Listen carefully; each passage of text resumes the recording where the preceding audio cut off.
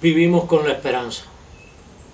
Dice la historia que Cuba antes de 1958 era gobernada por una dictadura abusiva. Fulgencio Batista, un oficial del ejército, había dado un golpe de estado y no gobernaba regido por la Constitución.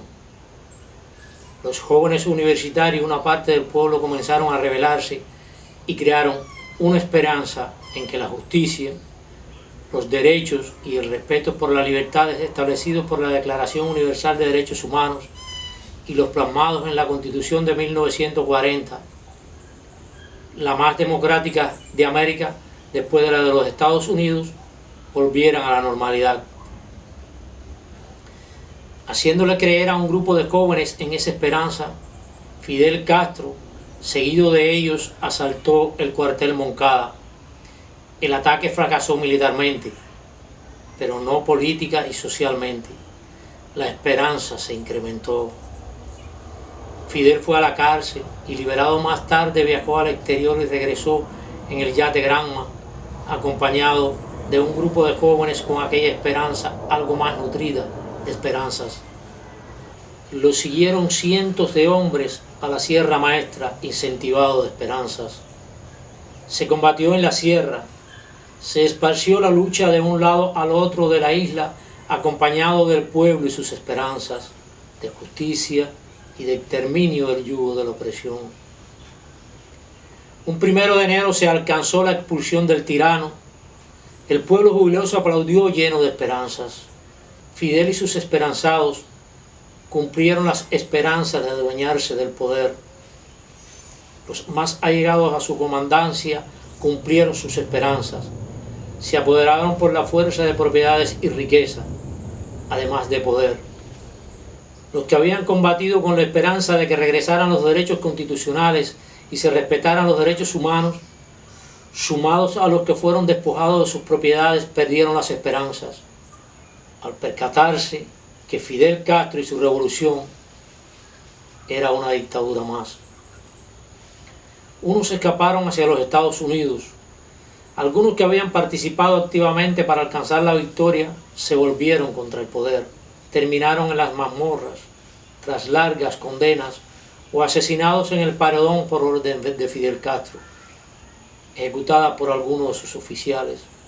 Para esos hasta ahí llegaron sus esperanzas, pero no para el pueblo que siguió con sus esperanzas. Avanzó el proceso revolucionario.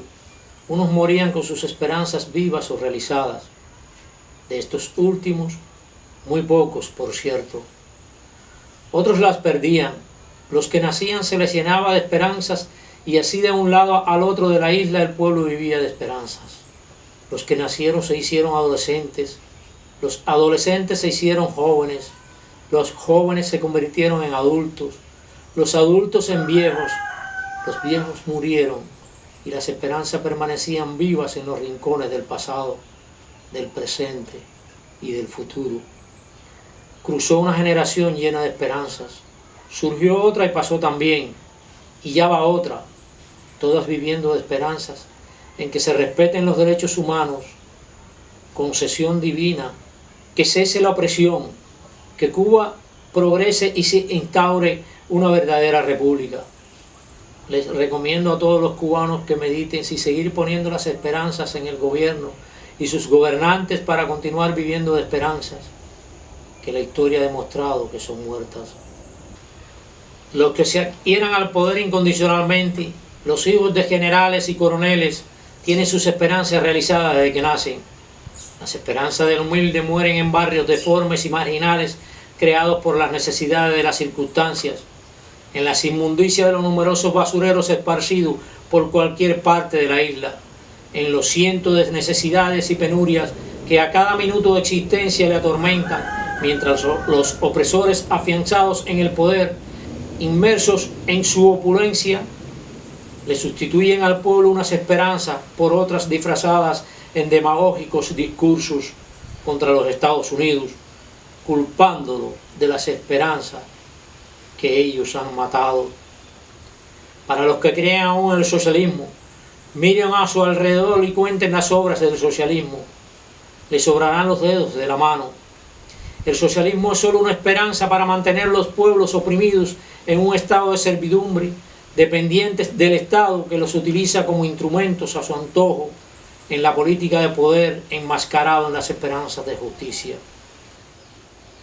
El socialismo solo funciona para una clase opresora, viviendo parásita en la opulencia de un vil capitalismo de Estado, y mantener oprimido al pueblo viviendo de sus obras de poder, con la esperanza de que mañana podrá ser diferente y resolverán sus necesidades sin tener que perder su dignidad. Japón es una isla que quedó destrozada después de la Segunda Guerra Mundial. En 1956, unos años antes de Fidel ascender al poder por medio de la violencia e imponer sus ideales estalinistas, marxistas, leninistas, socialistas, castristas, Japón comenzó su recuperación. En Japón hoy no hay pobres. No se mueren niños ni de hambre ni por falta de asistencia médica. Todos tienen la oportunidad de estudiar en las más sofisticadas escuelas y para ello no se privó a su pueblo del disfrute y respeto de sus derechos humanos. No se les despojó de unos derechos para justificarle el disfrute de otros, pero para su recuperación y desarrollo no eligió el socialismo, o mejor dicho, una dictadura totalitaria. Japón no vivió de esperanzas en su recuperación, las cumplió. Para los del gobierno que piensan que la dignidad es negociable, es comprable, se equivocan. Para la dignidad de un hombre no hay precio que se pueda pagar por ella.